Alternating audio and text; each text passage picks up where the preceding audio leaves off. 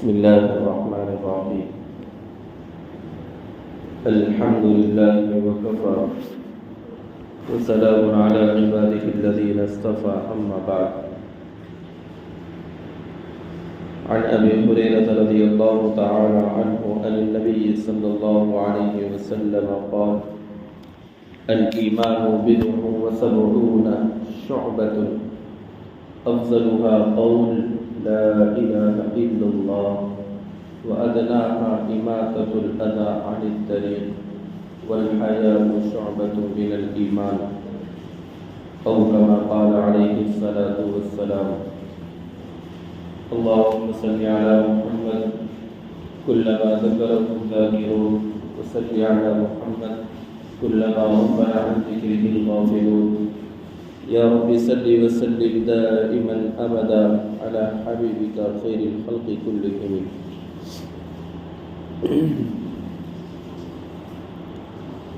محترم دینی بھائیوں، بزرگوں، دوستوں،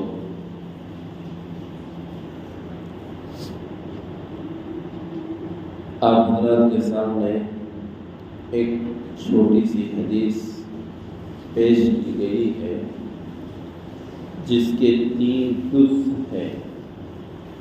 ایک تو ہے افضلها قول لا الہ الا اللہ، سب سے افضل کلمہ لا الہ الا اللہ ہے. اس کے متعلق پچھلے جمعہ میں آپ نے بہت ساری باتیں سن چکی ہیں. لا الہ الا اللہ کا مطلب کیا ہے اور کلمہ طیبہ کے تقاضے کیا ہے. بہرحال دوسرا جملہ وَأَدْنَاهَا إِمَاتَةُ الْأَذَى عَنِ الطَّرِيقِ،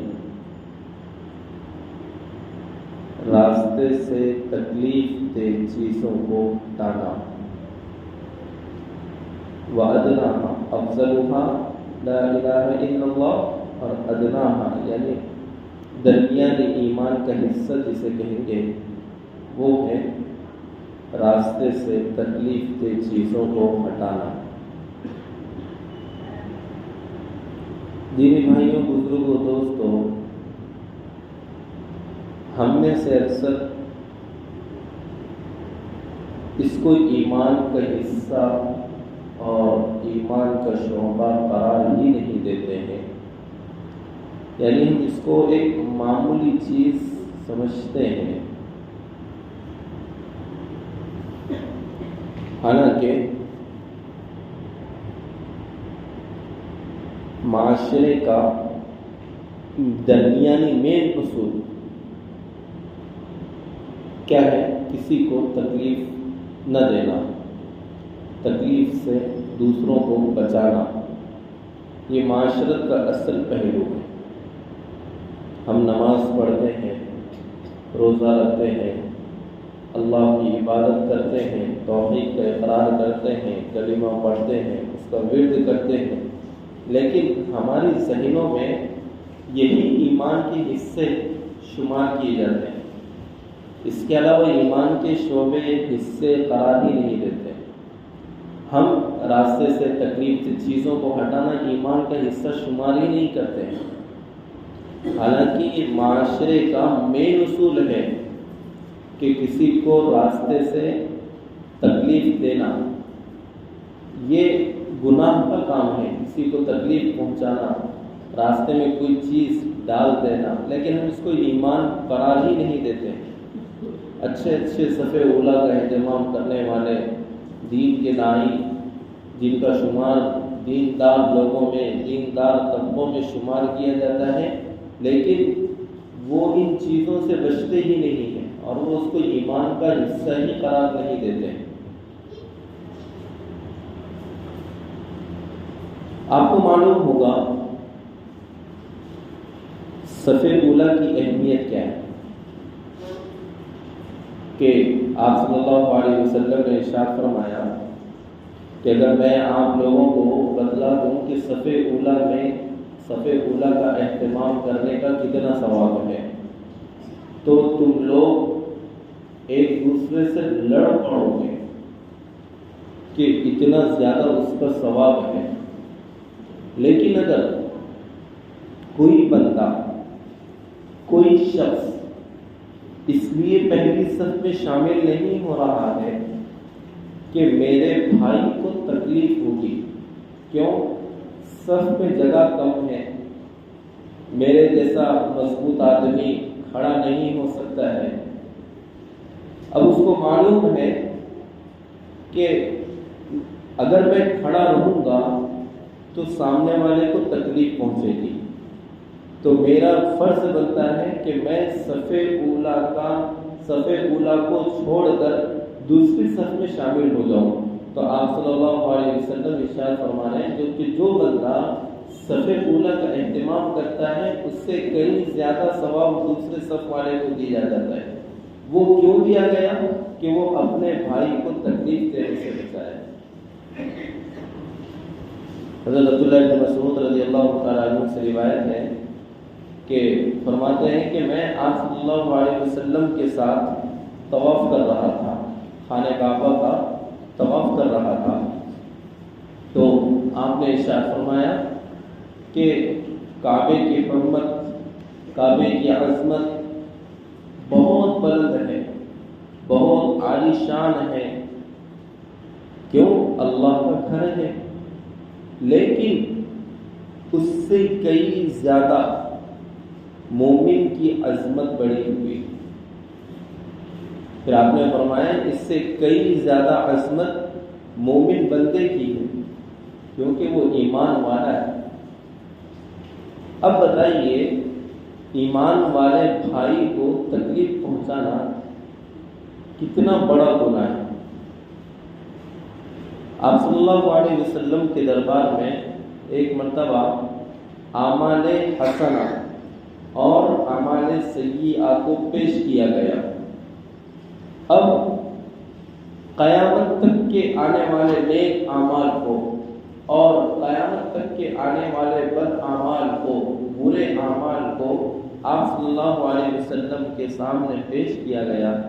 اب بتائیے، سوچئے قیامت تک کے کتنے نیک اعمال ہوں گے، کتنے برے اعمال ہوں گے، اس کی فہرست آپ صلی اللہ علیہ وسلم کے سامنے پیش کی گئی۔ تو آپ صلی اللہ علیہ وسلم نے ارشاد فرمایا کہ اعمال حسنہ میں جتنی چیزیں میں نے دیکھی اس میں مجھے جو پسند آیا وہ یہ ہے کہ راستے سے تکلیف دہ چیزوں کو ہٹانا۔ ایک معمولی سا کیلے کا چھلکا ہو گیا، آم کا چھلکا پڑا ہوا ہو گیا، تو ہمارے ذہن میں یہ آنا چاہیے کہ اگر میری نظر نہ پڑتی تھی تو میں خود گر جاتا تھا، اب میری نظر پڑ گئی تو میرا فرض یہ بنتا ہے، میرا کام یہ بنتا ہے کہ میں اس کو اٹھا کر پھینک دوں تاکہ دوسرے میرے بھائی کو تکلیف نہ پہنچے۔ یہ ہے اماطۃ الاذی عن الطریق، کے راستے سے تکلیف دہ چیزوں کو ہٹانا۔ آج کا ہمارا معاشرہ اتنا بگڑ چکا ہے، ہمارے اخلاق اتنے بگڑ چکے ہیں کہ گھروں کا کچرا راستے میں ڈالتے ہیں، گھروں کا کچرا راستے میں ڈالتے ہیں۔ دوسری بات، برے اعمال میں آپ صلی اللہ علیہ وسلم کو جو سب سے ناگوار گزرا وہ ہے بلغم اور ناک کی ریت، جو مسجدوں میں پڑی ہوئی ہوتی ہے اور اس کو کوئی دفن نہیں کرتا ہے، یعنی اس کو کوئی صاف کرنے والا نہ ہو۔ تو بہرحال ایک مرتبہ ایک عیسائی شخص اسلام قبول کر لیا۔ اسلام قبول کرنے کے بعد اس نے دیکھا کہ لوگ مسجد میں وضو کر رہے ہیں اور اس میں لوگوں کا بلغم بھی جمع ہے اور دوسری غلاظت بھی جمع ہے، تو اس نے کیا کیا، اس نے کسی کو کہا نہیں کہ صفائی کر لو، تو سامنے والے نے، اس نے کیا کیا، خود جھاڑو لیا اور جھاڑو لے کر صفائی کرنا شروع کر دیا۔ تو وہیں ایک شخص تھا اور وہ دیکھ کر کہا کہ مسلمان تو بن چکا ہے لیکن اس کے اندر ابھی تک عیسائیت کی انگریز کی بو ختم نہیں ہوئی. یعنی اسلام صفائی کا مذہب ہے، پاکی کو پسند کرتا ہے، لیکن ہم نے اس کو تھوپ دیا، کس کو؟ غیروں کے ساتھ تھوپ دیا. آج آپ جا کر دیکھیں، ہم سے کہیں زیادہ علاقے ان لوگوں کے صاف ستھرے نظر آئیں گے. ڈھنگ کی نالی بنی ہوئی ہے، ڈھنگ کی سڑک بنی ہوئی ہے، اور ہم آخر کس کو ٹوکتے ہیں؟ کس کو تھوپ دیتے ہیں؟ پورا ہمارے غلاظت کا عمل، ہم برائیوں کا ہمارا نتائج ہم کس کو تھوپ دیتے ہیں؟ میونسپل کارپوریشن کو تھوپ دیتے ہیں کہ انہوں نے صفائی کا کوئی انتظام نہیں کیا. لیکن اس سے کہیں پہلے آپ صلی اللہ علیہ وسلم نے کہا کہ ہم اپنے گھروں کو بھی صاف ستھرا رکھو اور اپنے گھر کے سامنے کے حصے کو بھی صاف ستھرا رکھو. کیوں؟ تاکہ راستے سے گزرنے والے کو گھن محسوس نہ ہو، اس کو تکلیف محسوس نہ ہو، اس کو اذیت نہ پہنچے، اس کا لحاظ کرتے ہوئے. لیکن ہمارا معاشرہ الٹا ہے، بلکہ ہم گھروں کا کچرا نکال کر روڈ پر ڈال دیتے ہیں. کتنی بری بات ہے. اور تو اور ہم نالیاں بھی بلاک کر دیتے ہیں، راستے بھی بلاک کر دیتے ہیں کہ ہمارے حصے میں کوئی آئے بھی نہیں اور کوئی جائے بھی نہیں. دیکھ لیں اپنے اسی ایریے کو، آپ دیکھ لیں کہ کیا حال ہے. ہم اس کو سمجھتے ہی نہیں. حالانکہ ایمان کا ادنا حصہ ہے کہ راستے سے تکلیف دہ چیزوں کو ہٹا. کبھی کبھی ہم گاڑیاں ایسی جگہ پارک کر دیتے ہیں کہ سامنے والے کو اس سے تکلیف پہنچتی ہے. کیسے؟ اب مثال کے طور پر ہمارے ٹیکرے پر چلے جائیں گے، اب یہ راستہ چڑھنے چڑھاؤ والا راستہ ہے، یہاں سے آپ جائیں گے تو ٹیکرے پر سامنے مین روڈ پر گاڑی ہم لگا دیتے ہیں. اب نہ وہاں سے آنے جبتا ہے نہ یہاں سے جانے جبتا ہے. بس میرا کام یہ ہے مجھے جہاں جگہ ملی وہاں میں گاڑی لگا دوں. اماطۃ الاذى عن الطریق، راستے سے تکلیف دہ چیزوں کو ہٹانا چاہیے، لیکن ہم ہٹا نہیں رہے بلکہ ہم خود راستے میں غلط چیزوں ہم راستے میں لا کر پھینک رہے ہیں.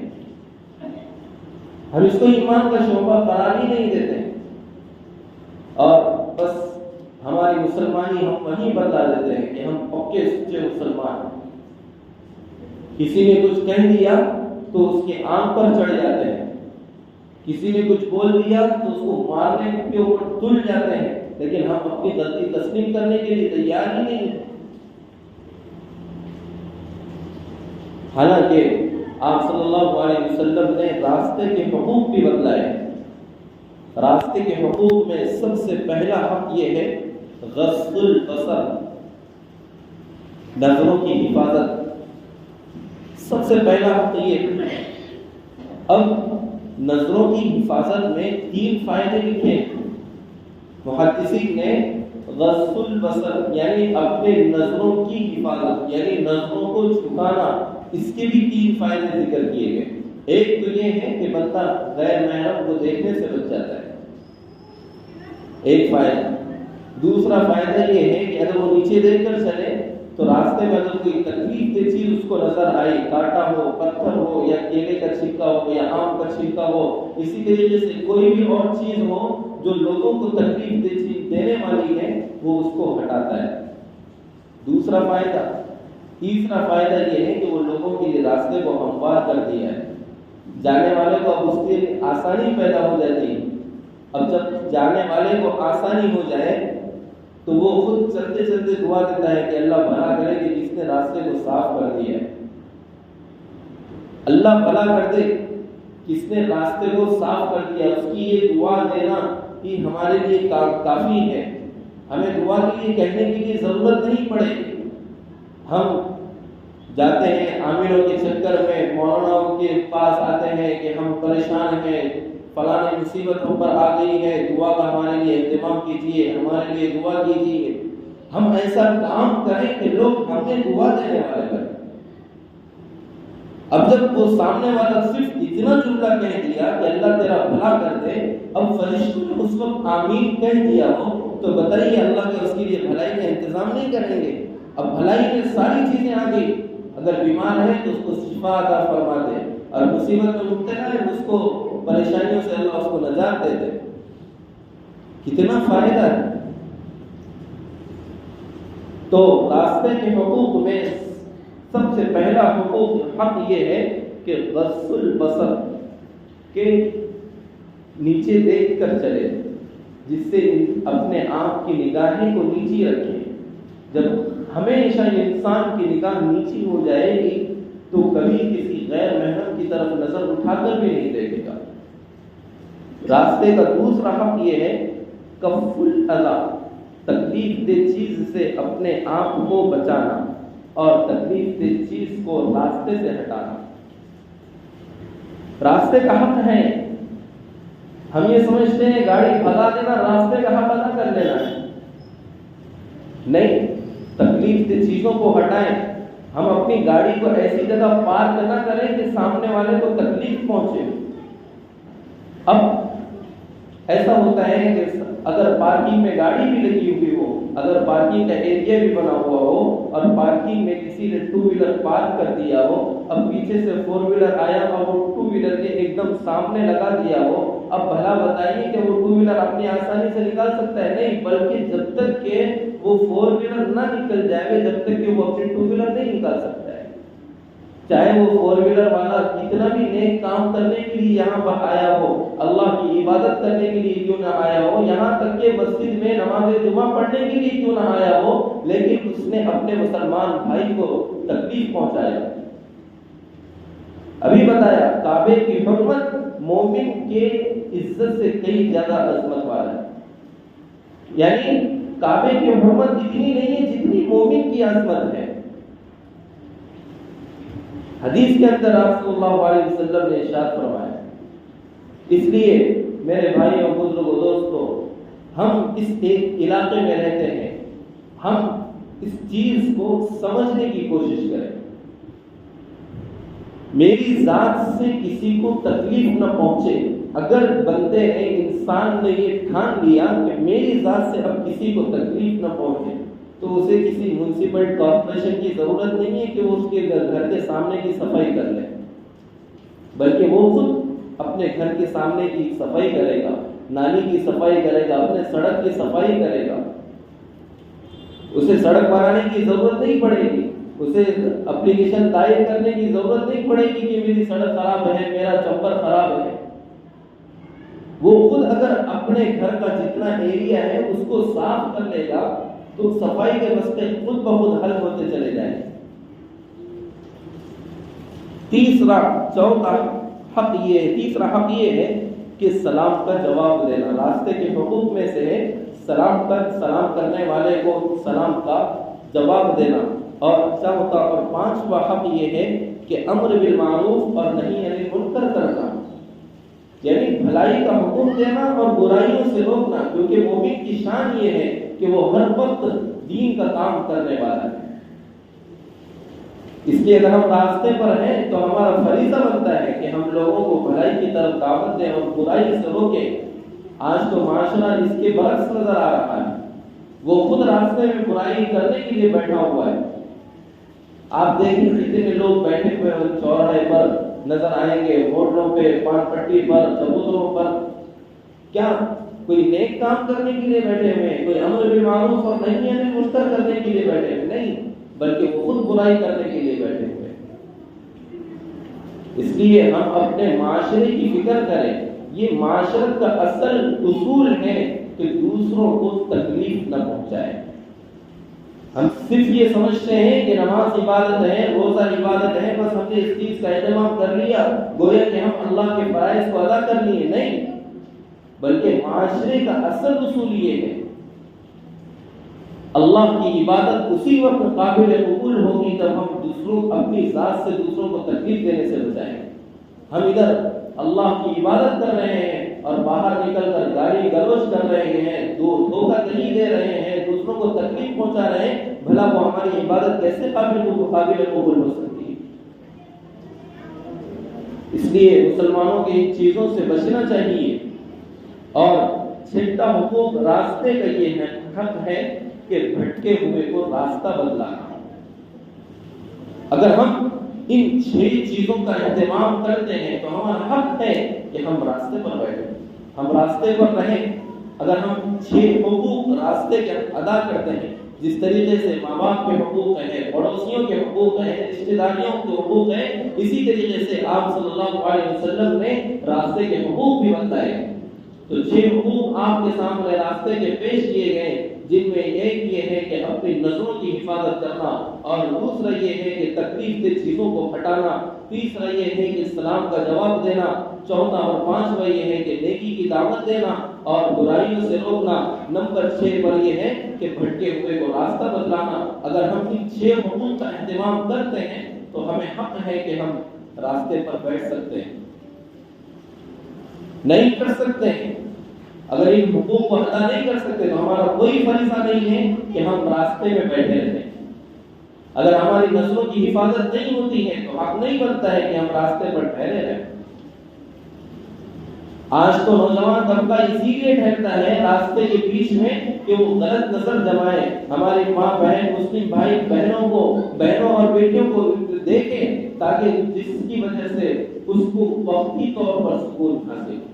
وقتی طور پر کہہ رہا ہوں کیوں کہ غیر محرم کو دیکھنے سے انسان کی لذت ختم ہو جاتی ہے، اور اس کو حلاوت، نہ ایمان کی حلاوت ملتی ہے، نہ اللہ کی عبادت میں حلاوت ملتی ہے، نہ کسی چیز میں اس کو سکون ملتا ہے۔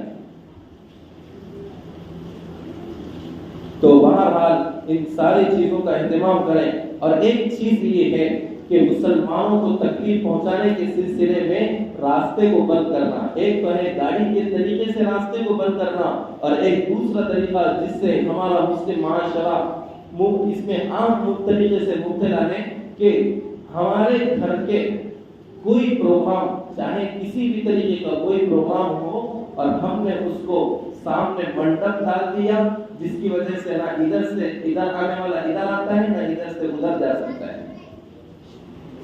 ہم کیا سمجھتے ہیں کہ حکومت کی جگہ ہے، حکومت کا راستہ ہے، میونسپل کارپوریشن کی جگہ ہے، ہم جیسے چاہے استعمال کر لیں گے۔ لیکن آپ صلی اللہ علیہ وسلم نے کہا کہ ایذائے مسلم حرام ہے، کسی مسلمان کو تکلیف دینا حرام ہے۔ اگر ہم راستے میں ایسی چیز رکھتے ہیں یا شامیانہ ڈالتے ہیں، گویا کہ ہم سامنے والے کو تکلیف پہنچاتے ہیں، اور مسلمان کو تکلیف پہنچانا یہ حرام ہے۔ ان چیزوں سے بھی اپنے آپ کو بچانے کی کوشش اور فکر کریں۔